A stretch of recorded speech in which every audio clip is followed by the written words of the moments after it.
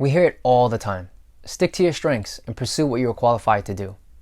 I do believe this is true for many situations in life, as it is wise to double down on your gifts. However, there are also times when you can be successful at something you've never tried in your life. Dan Carlin, the well-known political commentator and podcaster for his show called Hardcore History, also shares this belief when he said, "Don't be afraid to pursue things you are unqualified for." He's been quoted to say, "Amateurs built the Ark, professionals built the Titanic." In an interview with Tim Ferriss in Tools of Titans, Naval Ravikant once said to his brother Kamal Ravikant, "If I had always done what I was qualified to do, I'd be pushing a broom somewhere." Also, Indian billionaire and space explorer Naveen Jain states, "Try different ventures. Many times, those who have no experience in a certain field will come with fresh new ideas, figure out ways more experienced people would never have even thought of, and beat out 30-year veterans in an industry." You ever heard the saying, "You don't know what you don't know"? For someone brand spanking new to a certain industry, they don't know what they don't know.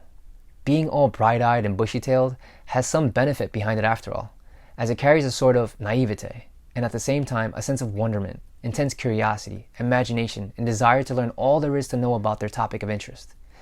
If you have a burning passion for something, but don't fully believe you can be successful at it, do it anyway. Dan Carlin says, "I didn't think I could be a historian because I didn't have a doctorate. But when my grandmother asked me, 'Do the historians you know have a doctorate?' I said no, and realized they simply just did it and told a story of history from their own knowledge and viewpoint." So don't think you always need to be qualified to do well at something.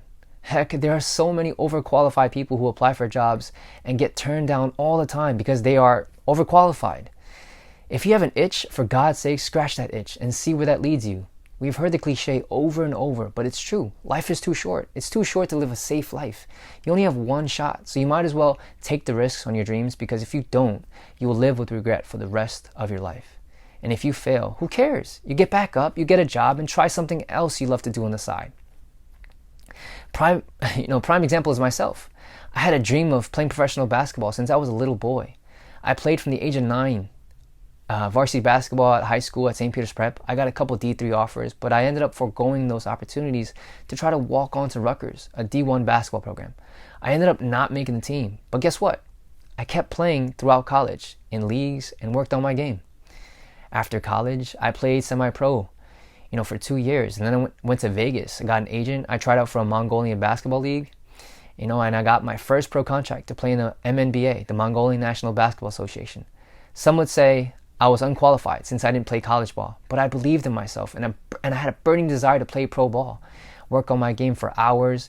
I learned from the pros, and I took a chance on my dream. After playing in the MNBA, I went on to play basketball for my Nepalese national team in India, Thailand. I won a bronze medal in 2016 in the South Asian Games in Bangalore, India. I was unqualified, but I made it happen. I understand if you have a family to take care of, this will be more difficult, but even then, it doesn't mean you give up on your dreams. No, you work harder, you work smarter, and make more sacrifices in order to make your dream a reality. For example, I have a wife and a son now. Does that mean I'm going to give up on my dreams? Absolutely not. In fact, it's made me more disciplined, happier, grateful, inspired, and more driven to achieve several of my wildest dreams. Take writing and storytelling, for instance. I have become a better writer and become more consistent. I write every day, every morning. Of course, with my son now, it's been very tough. And when he was born, boy, was it tougher than ever. We made sacrifices, and I put my child first. But there were also many times where I had to put my needs secondary. And so basketball, writing took a back seat. But my wife and I worked together, and we made it through. For those times I had to give time to my son, I got back up on the chair and wrote in the early mornings or whenever I had time. I worked out when he slept or did mini workouts during little pockets of time throughout the day. Banging out 30 push-ups here, 30 sit-ups there, 30 dips. The point is I made it happen. I executed on my dreams and put one foot in front of the other, one step at a time. Elon Musk himself didn't know much about rockets, and when asked how he learned about rockets, he said, I learned from books, some of the smartest people in the space industry, and I had a basic physics background. What are you so passionate about, yet are unqualified for? Do that thing. Don't be afraid to pursue things you are unqualified for. Feel the fear and do it anyway. Don't allow fear to stop you from living your wildest dreams. We are all cheering for you, and we cannot wait to hear your triumph and success story. I love you all, and I'll see you in the next video. Peace.